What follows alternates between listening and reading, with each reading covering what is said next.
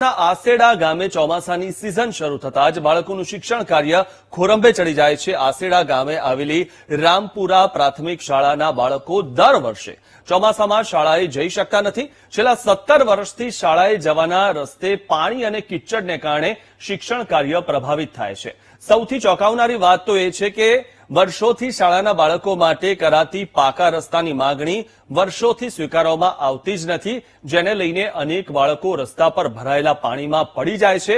આવી સ્થિતિને લઈને કેટલા વાલીઓ પોતાના બાળકોને શાળાએ મોકલતા જ નથી, તો અન્ય કેટલાક બાળકો જીવના જોખમે શાળામાં અભ્યાસ કરવા અનેક હાલાકીઓમાંથી પસાર થઈને શાળાએ પહોંચે છે।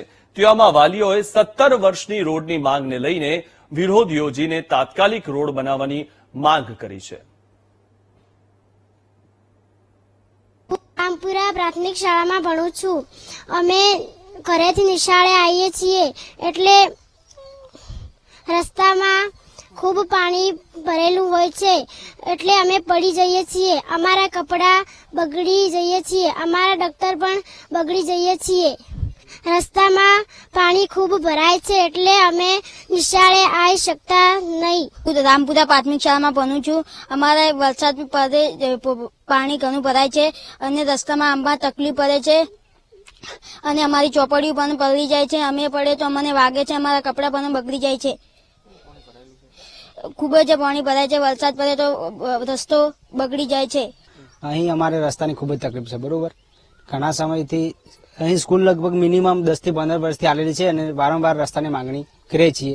દરેક વર્ષે ચોમાસું આવે એટલે લગભગ ચાલવાની ખૂબ જ તકલીફ પડે છે। જેમ કે છોકરાઓને પહેલી વસ્તુ તો ભણવા મોકલવા, આજે ગવર્મેન્ટ વાત કરે છે શિક્ષણની, તો શિક્ષણ તરફ પહેલા તો સ્કૂલ તરફ બાળક પહોંચવું તો જોઈએ ને, સ્કૂલ સુધી બાળક પહોંચે, કારણ કે વરસાદ એટલો બધો આવે છે, અહીં રસ્તા એટલા બધા બગડેલા છે, કોઈ વાત જ છોડી બોલો। સતત 2 થી 3 દિવસ વરસાદ આવે તો બાળક સીધું લગભગ 1 અઠવાડિયા સુધી સ્કૂલ સુધી પહોંચી શકતું નથી। પેલા વરસાદના પાણીના કારણે ના પહોંચી શકે, પાછળથી વરસાદ પૂરો થાય પછી કિચડ ચાલુ થાય તો છોકરું કદાચ સ્કૂલે જઈએ જાતું એટલે પડથું થાય, એટલે પછી કપડું ગંદુ કરીને ફરી ઘરે આવે એટલે ફરી મતલબ સ્કૂલ સુધી પહોંચી શકતું।